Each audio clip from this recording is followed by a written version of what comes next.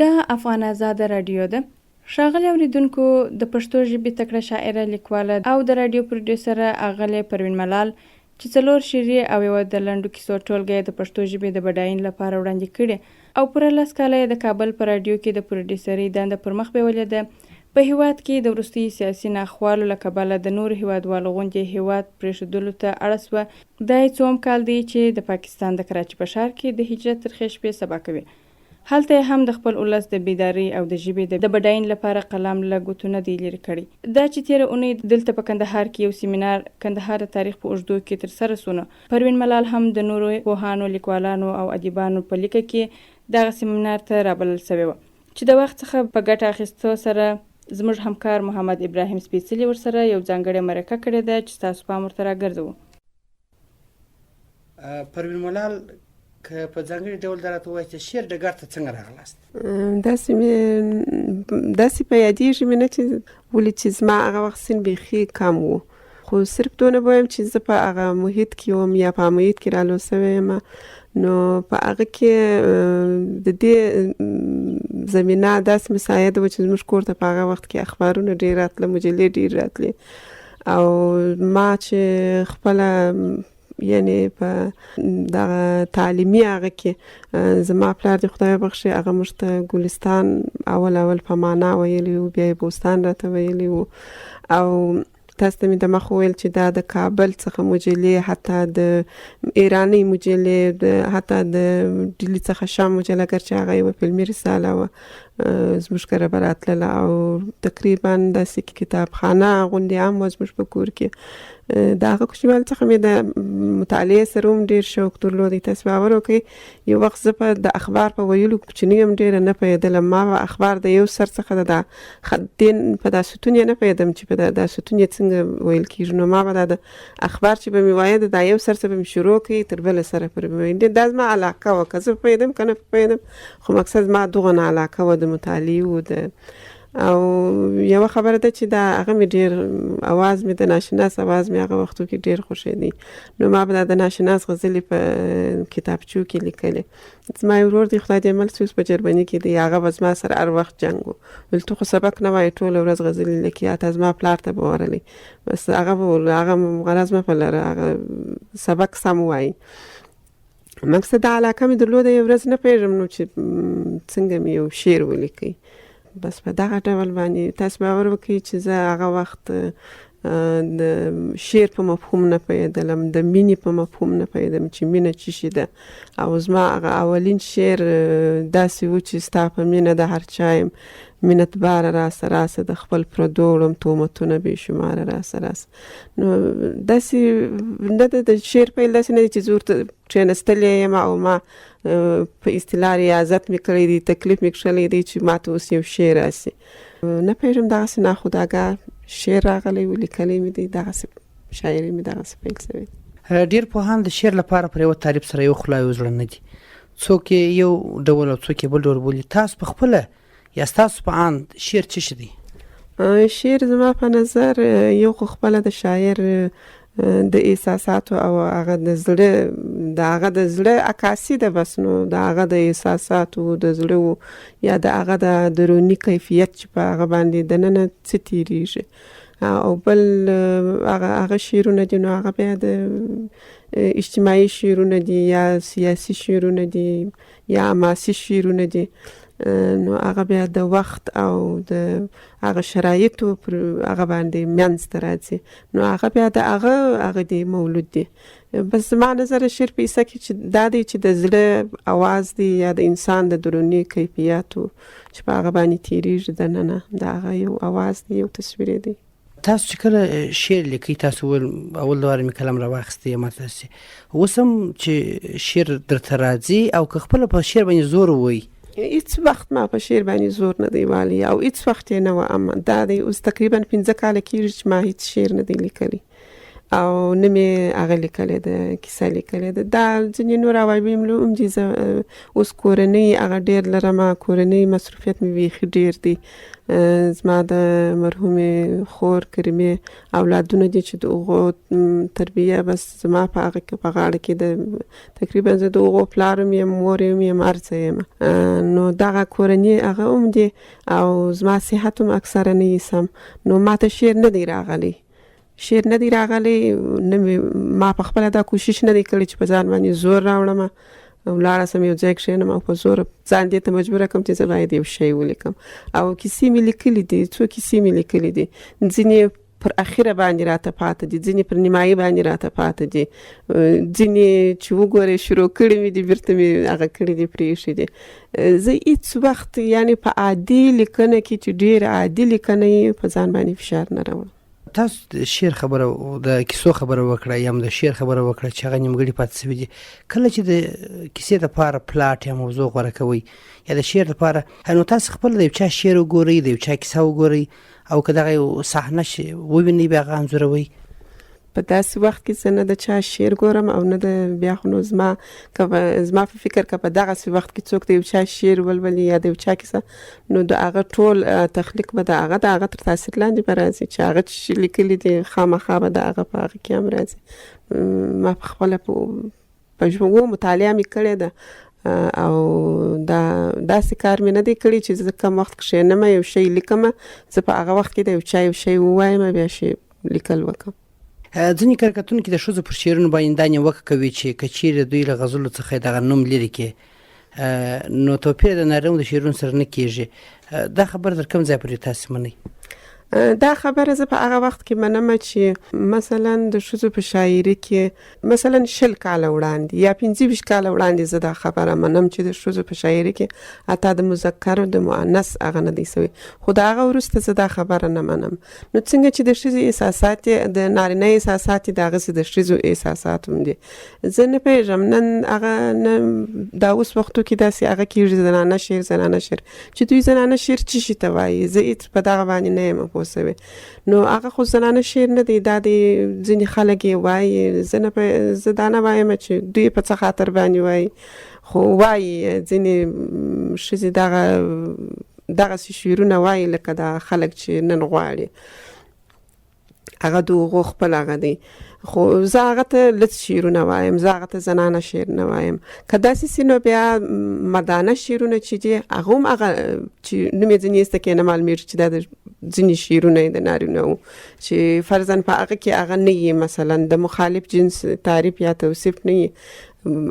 یو هغه شعري یو عادي شعري. نو که نوم ځینې ایسته کې هغه هم نه پېژندل کېږي چې دا د نارینه ویلی دی که دا ښځې ویلی دی. او که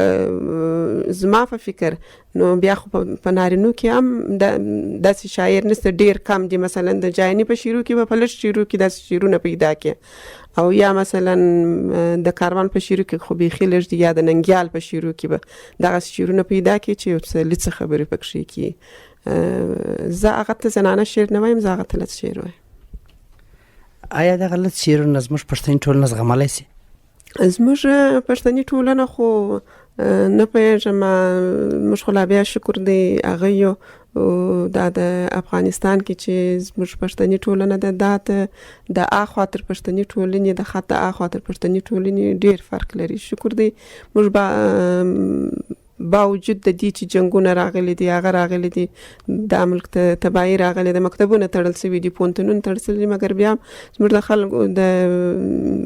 خلکو یا زموږ د ټولنې ذهن ډېر هغه بیا هم چې ما لیدلي دي د ښځو په نسبت ډېر روښانه هغه ذهنونه دي.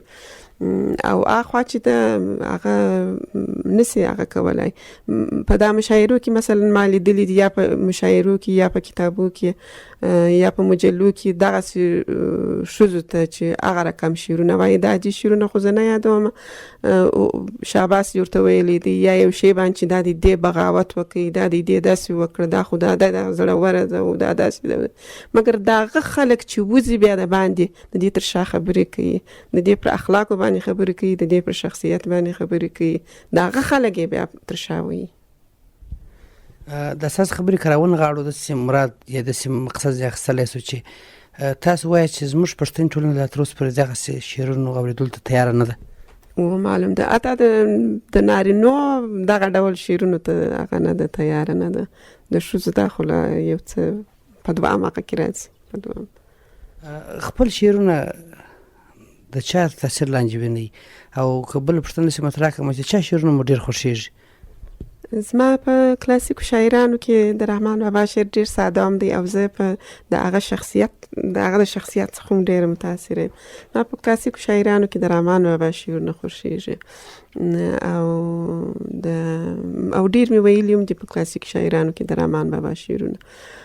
د نور دامي ویل دي خو رحمان بابا مې ډېر خوښېږي. حمید مومند مې د هغه په لحاظ باندې ډېر خوښېږي، د نازک خیالي و په دې هغه باندې مې ډېر خوښېږي. او په اوسنیو شاعرانو کې نو چې زما خوښېږي یو څه مثلا سړی چې یو شی وایي یو هغه د سړي تنده په ماتېږي یا د ننه یو کیفیت باندې راځي یا د خوشحالۍ یو کیفیت باندې راځي یا د هغه یو کیفیت باندې راځي، نو هغه د کاروان شعرونه په ما باندې کله کله ډېر هغه کوي، ډېر تاثیر باندې کوي. داسې مې د هغه ننګیال شعرونه مې هم خوښ دي، ځینې شعرونه د جاني ځینې شعرونه مې هم خوښ دي. ښه شعر مې خوښ دی، مثلا د اجمل خټک ځینې شعرونه ډېر ښه شعرونه دي، مثلا د لایق شعرونه ښه شعرونه دي، یا د غني خان شعرونه مې بیخي ډېر خوښ دي چې راسه ایر نسی. د حمزه شینواري شعرونه مې خوښ دي. د دې خواته د درویش دورانی شعرونه مې خوښ دي. داسې مې د ډېرو شاعرانو ښه شعرونه مې ښه شعر چې د هر چا یې خوښېږي مې داسې شعر مې خوښېږي چې پر ما باندې یو تاثیر وکړي او زما د دروني کیفیت باندې یو حالت را باندې راسي. مقصد دغسې مثلا سړی کله کله چې قرآن شریف وایي یا په لمانځه درېږي نو یو هغه باندې راځي، داسې یو کیفیت باندې راځي. بس زه هم کله کله چې داسې یو هغه شعر وایم داسې یو کیفیت چې را باندې راسي، دغه ډول شعر مې ډېر خوښېږي. آیا په شعر کې مطالعه یعنې شعر مطالعه پیاوړی کوي او که دا یې فطري استعداد پورې تړاو لري؟ مثلا رحمان بابا ته یاد کوي، هغه فکر نه کوم چې هغه په شعر کې ډېر لوړ تحصیلات کړي، مګر شعر دا درست پر تاسو یادوي، دا خبره څنګه؟ په شعر کې زما په نظر استعداد هم هغه دی ضروري دی او مطالعه هم ضروري ده. مطالعه هم ډېر هغه لري، تاثیر لري په شعر باندې. او د رحمان بابا شعر چې دی دا ساده شعر نه دی چې تاسو وویله. موږ دا دی 200 کاله تېر سوي دي، بیا نه مو رحمان پیدا کړی دی، نه رحمان تېر سوی دی په پښتنو کې، او نه بیا مثلا خوشحال تېر سوی دی، او نه مثلا حمید مومند تېر سوی دی. هغه هم داسې عادي هغه نه وه، عادي کسان نه وه. نو هغه په هغه وخت کې زه فکر کوم چې ډېرې هغه اوچتې هغه به یې درلودې، مطالعې به یې درلودلې. او مطالعه ضروري ده د شعر سره، استعداد سره ضروري ده، مطالعه هم ضروري ده. یعنې دواړه سره لازم ملزوم بولي؟ او لازم ملزوم دي. بیا نو شعر په هغه حالت کې پاتې کېږي. شعر هم داسې شی دی لکه وایي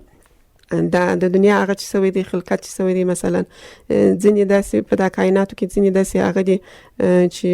کامل پیدا سوی دي، مثلا لمر دی، ستوري دی، اسمان دی، دا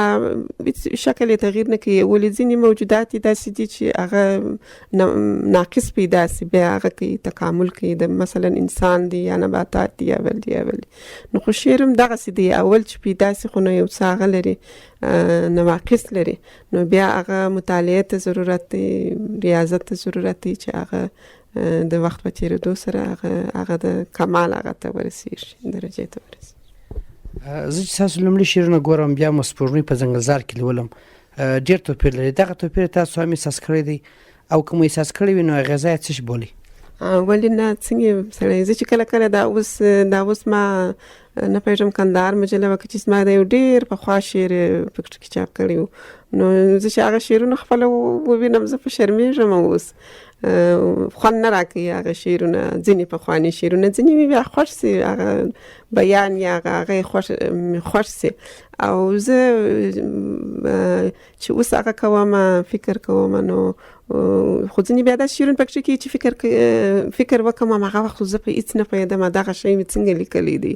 اوس خو عمر هم تیر سو او مطالعه هم ډیره سوله. نو زه فکر کوم چې دغه تغییر کوي شعر. یا ما تاسو د مخه ویل چې شعر چاول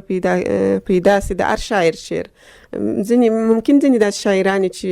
په شعر شروع وکړي بس پوره هغه نو اکثره شاعران داسې چې شعرونه نواقص لري په اوایلو کې بیا ورسته مکمل کیږي. نو زه فکر کوم چې دا به سین هغه هم یو څه د انسان عقل چې هغه کیږي سین چې ډیریږي عقل هم سره هغه کیږي او مطالعه هم د سړي ډیریږي مشاهده هم ډیریږي د سړي. نو دغه شان زما په شعر باندې به هم دغه شان تاثیر کوي. څنګه شعر خوښوي او غواړي چې کوم شاعر یا شاعر په ډول شعر ولیکي؟ نه سړی وخت فکر وایي کښ ما هم دا کوم شعر لیکلی لکه پلانکی شاعر یا لکه پلانکی شاعر. زه چې هر شعر وګورم کاش کې دا ما لیکلی وای د هر چا چی مشخصولی نسم. هر شعر چې زه ووینم او هم کاش کې دغه شعر دغه شاعر نه وای لیکلی دغه شعر زما شعر وای. نو زه خپل داسې خاص داسې هغه مې نه دی چې اوس داسې وایم چې زه مثلا یا د غني پیروي کوم یا د حمزه پیروي کوم یا مثلا زه د زموږ په د ځوانو شاعرانو کې مثلا زه د جاني پیروي کوم یا مثلا د کاروان یا بل زما خپل جلا غدي فکر کوم. زما ما تاسو د مخول بس چې ما ته چې سمې په درونی کیفیت می دغه سي د شعر هغه ته جوړ سي او شعر راسي بس زه لیکم. نو په هغه وخت کې زما پام نه چې دغه نو زه د چا تر تاثیر لاندې لیکم. ما اورېدل دي چې د شعرونو د لیکلو هم یو وخت وي او د عمر په تېرېدو یا د ځینو پیښو په رامنځته کېدو سره بیا هغه شعرونه لیکل کېږي. دا خبرې تاسې مخکې اشاره ورته وکړه که نور رڼا پر واچوي خوشحاله به نو خامخا انسان ډېر هغه دی انسان زما په نظر باندې ډېر عاجز دی. ځینې وخت داسې پیښې راځي چې د انسان ذهن هغه ټوله کار پرېږدي. زما خپله چې زه ډېره خوابدې سمه زه شعر نسم لیکلی او دغسې م سوي دي مثلا چې زما خاوند خدای دې وبخښي چې ما په ژوند هم ډېر درناوی ورته درلوده یا اوس خو تر هغه زر چنده هغه نوم یې او نوم ته یې او د قبر خاورو ته یې هغه لرم. هغه چې وفات سوی و ما تقریبا 2 کاله شعر ونه لیکي ولې چې زما ځینې هغه چې و ډېر هغه و. بیا چې مې ځوانه خور و او مور مې و په ډېر لږ هغه کې دوی سره هغه سولې. زه د مور جنازې ته کندهار ته رالم چې ورتلمه هلته مې ځوانه خور چې تر ما 1 کال مشره وه خو ما ته بیخي د مور حیثیت درلودی او ډېره ځوانه وه تر ما 1 کال مشره وه خو چې لیدلې مې وایي تاسې هېڅ داسې فکر نه کاوه چې دا یې تر ما بیخي هغه وفات سوی و. نو په هغه وخت کې ما ډېر وخت شعر ونه لیکلی سو. زه فکر کوم چې دغه حالت یا شرایط چې دي دا ډېر تاثیر کوي. کله کله په ډېر هغه کې په ډېر خوشحالۍ کې سړی شعر نسي لیکلی. کله کله بیا چې ډېر هغسې زه خپله چې ډېره خوابدې سم شعر نسم لیکلی. بس چې داسې نورمال حالت یې بیا کولی سم چې یو شی ولیکم. په اوسني پښتو ادبي بهیر کې د ښځو د پښتنو ښځینه شاعرانو له تخلیقاتو څخه ډاډه یاست او که لا ډېر مزل دغه ښځینه بهیر ته پاتې دی؟ دا د ادب هغه خو بیخي نو دا ژور دی. دا خو نو بیخي ژور دی. دا سمندر ورته ووایم دریاب ورته وایم چې ورته ووایم. نو موږ خو بیخي هغه یو دغه ټول اوسني هغه یادوم دا شعري بهیر یادوم د ښځو. دا خو زه فکر کوم چې په ډېر اوایلو کې دی ډېر په اوایلو کې دی. شعر خو نو بیخي ډېرې مرحلې لري. زه فکر نه کوم بس خو نو په ښځو کې چې دغه یو څو شاعران سته بس خلک په دې خوشحاله دي چې دا شاعران سته یا شعر وایي. زه خپل ځان هم پکې کې حسابم او زه فکر نه کوم چې زموږ شاعري دي د دنیا د نورو ښځو سیاله شاعري. د خپل شعر څخه څومره راضي یاست؟ زه شعر څخه که زه تاسو ما په ټول کتاب کې چې اوس یې راواخلې بس یو 3 شعره به مې خوښ دي. په ټول هغه 3 کتابه چې سره یو ځای سوي دي په هغه کې یو کله چې زه یو شعر ووایم بس هغه ګړی مې خوښ شي. بیا چې څه وخت باندې تیر سي بیا خوند نه راکوي هېڅ خوند نه راکوي. بیا خصوصا چې چاپ سي خو نو هېڅ خوند نه راکوي په کتابي هغه چې چاپ سي. چې زما سره لایله چې زه هغه کوم لا کله کله هغه کوي داسې نه یم دونه خپل شعر. د تاسو چې خپل شعرونه ډېر ناوخته چاپ یا ملت ته غدي چې ډېر نه وخت چاپم زه شعر ډېر نه وایم او ما ته څه د مخول چې بس چې ما ته چې شعر راغلی دی لیکلی مې دی هیڅ وخت مې پر ځان باندې داسې نا وخت چاپ کېده به نو دغه هغه نه علت به دغه یې چې زه شعر ډېر نه وایم ما په دې داسې هغه نه وایم چې ځینې شاعران دي داسې هره ورځ یو شعر لیکي ما دغسې ډېر کم دغسې حالت را باندې راغلی دی وخت په کابل کې داسې یو څه وخت رالی چې ما به هره ورځ یو شعر لیکي او یو وخت بیا په کراچي کې داسې یو حالت رالی داسې ډېر هغه نه لیکم شعر ډېر نه لیکم په دغه په ځان چاپېږي تاسو د شعر څخه علاوه په لنډو کیسو کې هم یوه ټولګه لرئ د سپینې پاڼې په نامه د کیسو ډګر ته څنګه راغلاست؟ بس هغه هم دغسې هغه خبره وه دغسې تصادفي خبره وه دغه د افغانستان وروستي هغه غمیزې ډېرې هغه وې سړی ډېر ځوراوه یو ورځ د فکر کوم د وفا اخبار به په کراچي کې ما وایه بس هغه ډېر تاثیر د افغانستان مسایلو پکښې کې ډېر تاثیر را باندې وکړي نو ما ویل دا که هغه نسي دغه ملت که یو نسي نو د دې هغه به څنګه د دې د آینده به څنګه ما یو شی ولیکئ د هدیرې په نوم باندې تاسو باور وکړئ زه نه پوهېږم چې هغه لنډه کیسه وه څه شي وه خو ما په دا سپینې پاڼه کې هم ستا هدیره نو هغه ما هغه وفا اخبار ته واستاوه هغه وخت هغه هیوادمل صاحب خدای دې مل هغه د وفا اخبار هغه و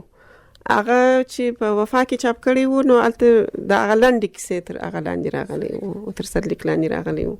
نو ما تاسو د مخلص ما شاعري هم دغسې شروع شول نو بیا مې چې وکتل چې ولا دا دی زه خو لنډې کیسې هم لیکلی سم نو بیا شروع کړه او کله کله به مې د هغه ته ټلیفون ورکاوه په ځینو مسایلو کې به مې د هغه سره مشوره کوله د کراچي کې د هغه دی هغه طاهر افریدی دی کله کله مې د هغه څخه مشوره غوښتې ده چې دغه څنګه ولیکم یا دا ځای ځینې لیکوالانو شاعرانو سره چې ما خبرې کړې دي وایي چې کله چې موږ په غزل کې موضوعونو سره پیچلی یا رانغښتلی نو موږ به هغه کیسه هغه په لنډه کیسه کې رانغاړو تاسو هم داسې کوئ نو په لنډه کیسه خو بیا هغه ښایست چې سړی په شعر کې غواړي نسي راوړلی لنډه کیسه خو نثر دی او په هغه کې که چې په شعر کې خو نو هم تخنیک ډېر دی هغه ډېر رول لري وزن دی او څه شي دی خو بیا هغه ښایست چې زما په نظر چې په شعر کې سړی غواړي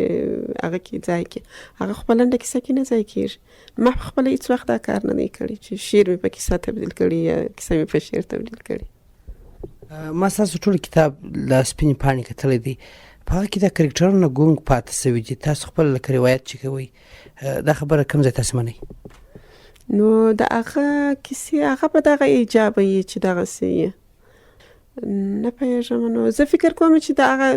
دا کیسې موضوع به دغسې ایجابول چې ما دغسې کړي ما سپینې پاڼې دا ډېر وخت نه دی ویلی نه مې دی ویلی ولاکه مې ویلی دا ډېر وخت مې نه دی ویلی دا اوس اخرو ورځ وختو کې دا ایمل پر سر ټلیفون راکوي کیسه دې ووایه نو سپینې پاڼې مې را پیدا کړي یو کیسه خو هغه د موضوع په اړه چې د غوښتې وه هغه کیسه په هغه کتاب کې وه نو یو کیسه مې را هغه کړله پیدا کړل اوس مې نه دی ویلی زه فکر کوم نو چې هلته به دغه ایجابوله چې دغسې یعنې دا خبره منئ ولې نه منم رابسو دې ته چې تاسو په راډیو کې هم کار کړی دی نو د راډیو ته هم د تصادفي ولاړاست که تاسو وایم چې راډیو ته هم تصادفي ولاړم نو نه پوهېږم چې باور به وکړئ که به ونه کړئ زما د هغه سره ډېره علاقه وه زما د نطاقي سره هغه وخت ډېره علاقه وه نو زه په هغه وخت کې زما مور و پلار و دا دلته وه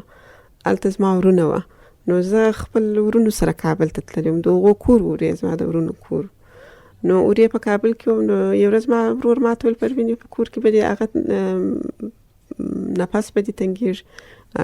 زه به یو هغه درته پیدا کړم یو مصروفیت به درته پیدا کړم نو ما ورته ویل ښه دی نو چې ده دا ویل نو ما خو دا دی د دغه هغه زمینه راته مساعده شوه یعنې یو اجازه لرمه چې د باندې هغه وکړم نو په دې وخت کې یو اعلان شوی د راډیو کې 6 میاشتنی کورس و د نطاقي ما د نطاقي سره هغه وخت ډېره نو ما د ورور ته مې ویل ما زه دا د نطاقي هغه ته ځم کورس ته ځم دغه وایم هغه ویل بیخي نو زه ولاړم 6 میاشتې دا کورس و د هغه پکښې کې و ابراهیم خیل و استاد نه پوهېږم تاسو به ابراهیم خیل پیژنئ یا ډېر مشهور نطاق و هغه وخت او اکرم عثمان په درې هغه کې او یو بل هغه استاد د پوهنتون حبیب نه پوهېږم چې شي حبیب و اوس نوم مې سم نه دی په یاد دا په هغه کې وه په هغه شپږ میاشتې زه دا کورس ته ولاړم راغلم ډېر هغه مې وکړي ډېر کور کې به مې اواز هغه کاوه ډېر تکلیف مې وکړي خو اخر کې چې د هغه د نتیجې هغه راله صرف زه په دې هغه ونه نیولم چې زما لهجه کندهاري وه حتی ماته د ابراهیم خیل هغه وخت مخامخ ویل ته دې دا لهجه هغه که دا لهجه دې ته واړوه هغه وخت په راډیو کې دغه مسایل ډېر وه د کندهاري لهجه و مشرقي لهجه و دغه ډېر نو صرف زه ډېره هغه سولم نو زه ډېره مایوسه سولم بیا یو وخت ما د هېواد اخبار زما ډېر خوښېدی ما تاسو ته په اولو خبرو کې مو ویل چې زموږ کور ته به ټول اخبارونه راتلله انیس هېواد اصلاح نو ما هلکه په دا هېواد کې زه هغه کار دلته ما په کندهار کې د طلوع افغان د ادبي څپې هغه ومه زه نو دغه علاقه مې درلودل نو بیا هغه وخت دا 1950 کال و هغه وخت اطلاعات و کلتور وزیر مجید سربلند و زه هغه ته ولاړم بس خوشبختانه چې هغه رئیس چې و هغه زه پیژندلم هغه زه پوره پیژندلم نو بیا هغه ماته اورې ما درخواستي ولیکله بیا هغه زه هغه ته موقع راکړه مقصد چې سربلند سره مخامخ هغه وکم خبرې بیا چې زه ولاړم ما هغه ته ویل دا زما نوم دی زه د کندهار یم او زه غواړم دغسې په یو نشراتي هغه کې کار وکړم د هېواد اخبار زما هغه کې او خوشبختانه چې هغه هم زه پیژندلم حتی زما چې د هغې پوښتنه وکړه زما د خور پوښتنه یې راسه وکړه ول هغه اوس چیرې ده نو بیا هغه ماته ویل ول اخبار څه کوي په راډیو کې کار نه کوي ماته یې ویل ما ولې نه کوم هغه ویل بس ته ولاړه سه ژر دا زما قلم مخصوص په څه قلم کاغذ واخه دا درخواستي دي د راډیو هغه ولیکه ما خو د اخبار دا لیکلی وه رایه وړه چې زه ځم هغه ته ځم لکه چې خارج ته یو ځای تللی دا ستا کار زه ژر نن در هغه کومه بس درخواستي یې ورې راولیکله ټلیفون یې وکړي لطیف ناظمي د راډیو رئیس ویل داسې زه یو هغه در استوم جلۍ در استوم چې شاعره ده لیکواله ده دا به د راډیو په هغه کې مربوطاتو کې به یې مقرره کوي بس چې راډیو ته ولاړم ما ته یې دا ویل راډیو دې لیدلې ده ما لیدلې مې ده ویل دغسې به ولاړه سې ما لیدلې مې ده راډیو ما شپږ میاشتې ورغلی هلته مې کورس وایه بیا راډیو ته چې ولاړم ناظمي هم هغه باندې راولیکل بیرته مې هغه ته راوړه سربلند ته راوړه بس په یو څو ورځو کې په راډیو کې مقرره شوم هلته هم په راډیو کوم پروګرامونه پر مخ بیول په اول کې چې زه ولاړم نو زه د هنر ادبیاتو هغه ته نه وم ورکړی لکه چې هلته خالي بس نه و زه سیاسي و اجتماعي ادارې ته ورکړی وم نو هلته یو پروګرام د ترانه‌ها و سخنها په نوم باندې دا هره ورځ 2 ساعته مستقیم نشریدی نو ماته اول مدیر هغه وخت راډیو هغه پښتو نطاق رشاد بهیر نومېدی د سیاسي اجتماعي مدیر هغه نو ماته ویل چې ته به هر ورځ دغه پروګرام لپاره شپږ پښتو ذوقي معلوماتي مطالب هغه کوي لیکي مقصد ما خو نو لیکل نه خو یا می ترجمه کوله یا می د هغه څخه اخیستله د ډیالوګ په شکل می کوله نه چې هغه ویل دوه نطاقان ویل نو بیا به زه سهار کتابخانې ته تلم د راډیو نو شپږ هغه به مطلب ما هغه کوله چې 3 دقیقې به واري یا 4 دقیقې به سهار به زه په کتابخانه کې وم تر غرمې پورې هر ورځ نو بیا چې هغه زما دا کار وکړي هغه رشاد بهیر هغه دونه خوشحاله سو ولې هلته د پښتو هغه کمی وه په هغه وخت کې نو بیا هغه ماته ویل چې ته هغه واخله ته اضافه کاري به موږ تاته درکو رښتیا نو په رسمي هغه باندې په هغه زما هغه رسمي دنده چې وه هغه هره ورځ د دوی حق پر ما باندې نه جوړېدی په هفته کې 2 پروګرامه د دوی زما په رسمي هغه باندې جوړېدل نو ماته یې ویل چې موږ به تاته هغه درواخو اضافه کاري به درواخو ما له زه په کور مشوره وکړم هغه وخندل راته ویل ته دلته کښېنه زه دا نه وایم چې ته ناوخته شپې دلته کښېنه ته فقط موږ ته هغه راولیکه دا پروګرام راولیکه زموږ سره هغه وکړه کور ته په هغه وخت باندې ځه نو بیا ما ول سیدی نو زه په دغه ترانه او سخنه کې وم په سیاسي او اجتماعي اداره کې بیا زه یو څه وخت وروسته د هنر ادبیاتو ادارې ته ولاړم بیا نو هلته مختلف پروګرامونه مې پروډیوس کړي دي د راډیو مجلې هغه ومه چې هره جمعې ورځ به خپرېدله او د هنر ادبیاتو د ډېرو شو هغه څخه وه د ډېرو شو پروګرامو څخه وه هغه مې پروډیوس کړې د هغه پروډیوسره ومه د په فارسی کې ترازو اطلاعي ورته وایي، پښتو کې کره کتنه ورته وایي، د هغه پروډوسري مې کړې ده. او اظهر چمن سمنې مې لیکي، او یو بل پروګرام و جمعه او زموږ ډالۍ یو پروګرام و هغه مې لیکي، د پښتو برخه یې ما لیکله. او دغه کره کتنه چې تاسو ته مې وویله او رادیوي مجله د دې پروډوسره وم. نو بیا په هغه کې د هفته ورنګ په هغه یو پروګرام و هغه کې مې بیا انانسري کوله د مرحوم ملال و زه وم، او فارسي هغه کې عزیز اسوده و، دغه انانسري مې بیا کوله. نو مختلف پروګرامونه مې بیا هغه کړي دي، په راډیو کې پروډوس کړي دي هنر ادبیات په اداره کې. کله چې په لومړي ځل میک ته کښېناستلاست څه احساس مو کاوه؟ هغه وخت مې سین هم کم و، اوس خو دا سین چې ډېر سړی هغه هم سي زړور هم سي ورسره. چې اول وارې کښېناستم فکر کوم چې تر ډېر تاثیر لاندې به راغلی وم. پروګرام مستقیم و یا ثبتېدی؟ د هفته ورنګ پروګرام، د هفته ورنګ پروګرام د پنجشنبې په ورځ باندې نشرېدی ماپښین. دا یې پر یو موضوع باندې مثلا د پوهنتون د استادانو سره د دا غټو هغه سره پوهانو عالمانو سره په د ادبي موضوعاتو باندې به دا جر بحث کاوه. بیا به د دې هغه به ما کول، هغه انانسري چې اوس په دغه مرکه په دغه هغه کې واوري د پلاني سره اوس به ټول د پوهنتون استادانو مثلا علامه رشاد صاحب یا مثلا دغه کسانو سره به مصاحبه په وای څوک چې په رادیو کار کوي د ژورنالیستي کارونه کوي، تخلیقي کارونه نشي ورسره کولی، دا خبرې به څنګه بولي؟ زما په خپل شخصي هغه کې نه پېژم، ما به په رادیو کې ډېر هغه کړی دی. یعنی ما ته په رادیو کې ډېر زه چې رادیو ته ولاړم ما ته دغه زمینه ډېر هغه سوله مساعده سوله. ولې زه په هنر ادبیاتو په اداره کې وم، پروګرامونه چې هغه ټوله هنري او ادبي پروګرامونه و، او هغه محیط هم دغسې محیط و، د خلکو سره ناسته ولاړم دغسې خلک و، مثلا لیکوالان به و یا به شاعران. ما باندې بیا د رادیو محیط ښه تاثیر کړی دی. نو زه نه پوهېږم که زما د مرکې په وروستۍ برخه کې خپل یو نه هېرېدونکې واقعه لرئ، زما اورېدونکو باندې ولوروئ خوشحاله به. خاطرې خو بیخي ډېرې، زما عمر اوس تر 45 اوړي چې دا ژمی تېر سي. خاطرې بیخي ډېرې دي، په ښې خاطرې هم دي او بدې خاطرې هم دي. نو نه پوهېږم کومه چې اول وارې مې شعر چاپ سو ډېره خوشحاله وم. ولې زه په دې باندې هېڅ په دې باور نه وم چې دا زما شعر به هغسې چاپ سي، او ما په خپل هم نه دی چاپ کړی، او په خپل نوم مې نه دی چاپ کړی اول شعر. یو هغسې نوم یې د طلایب خان کې هغه وخت ما یو کیسه هم لیکلې وه د عایشه پوپل په نوم باندې چاپ سوې ده، کشتواره په طلایب خان کې چاپ سوې ده په هغه وخت کې، هغه اولو وختو کې. او شعر مې خپل په نوم نه دی هغه کړی. بیا وروسته چې هغه سوې یم چې مطمئنه سوې یم چې دا دی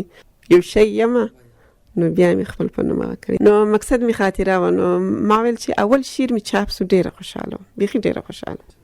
پروین ملال زموږ اورېدونکو ته که څه ویل لرئ میک ستاسو په واک کې دی؟ زه د کندهار ځوانو شاعرانو د هغه څخه ډېره مطمئنه یم. باور وکړئ دغه ښکلا مجله ما ته مسلسله راځي په هغه کې، او ما تر اوسه پورې د کندهار دغه نوي ځوانان یو هم نه ولیدل. زه توقونه خوشحاله کېدم چې د هره ښکلا مجله چې راغلې د کراچي ته او ما ویلي دي، باور وکړئ چې زه په روحي لحاظ باندې زما په اعصاب او زما په هغه تاثیر کړی دی، ښه تاثیر کړی دی. یعنی زما په روحي حالت کې هغه راوستلی دی، بدلون یې راوستلی دی. زه بیخي هغه یم د کندهار د ځوانانو د نوي ځوانانو شعرونه او لیکنې چې زه ګورم زه ډېره خوشحاله کېږم. هېڅ نسم درته ویلی چې زه څونه خوشحاله کېږم. ولې زموږ په وختو کې ډېر کم کسان و چې لیکل یې کول، او اوس چې نام خدای وینم چې دونه هغه را پورته سوي دي، دغونه الکوان او کوچني الکوان دي اوس چې ما دلته ولیدل ټوله کوچني بیخي زما د کشرو اولادونو پر ځای باندې بیخي ډېره. زه خپله مطمئنه یم انشاءالله چې دغه هر یو به د افغانستان که دوی دغه هغه ته ادامه ورکړي او مطالعه ورسره وکړي او خدای دغه شرایط دغسې ورته مساعد دي. ولې شرایط هم ډېر تاثیر لري په دې شیانو باندې. نو د دوی د هر یوه سبه یو ورځ د افغانستان لوی لیکوال یا لوی شاعر جوړ سي انشاءالله تعالی. اغلې پروین ملال دا چې تاسو زموږ سره مرکې ته حاضر سولاست، له تاسو څخه ډېره مننه. ستاسو څخه ډېره مننه چې زه مې یاده کړم. قدرمن اورېدونکو، تاسو د پښتو ژبې تکړه لیکوالې او شاعرې اغلې پروین ملال سره زموږ د همکار محمد ابراهیم سپېڅلي ځانګړې مرکه واورېده. دا افغان آزاد راډیو ده، او تاسو زموږ غږ د اف ام پر څپو په 88 میگا هرتز فریکونسي هر ورځ د 4 بجو څخه بیا د شپې تر 10 بجو پورې اورئ.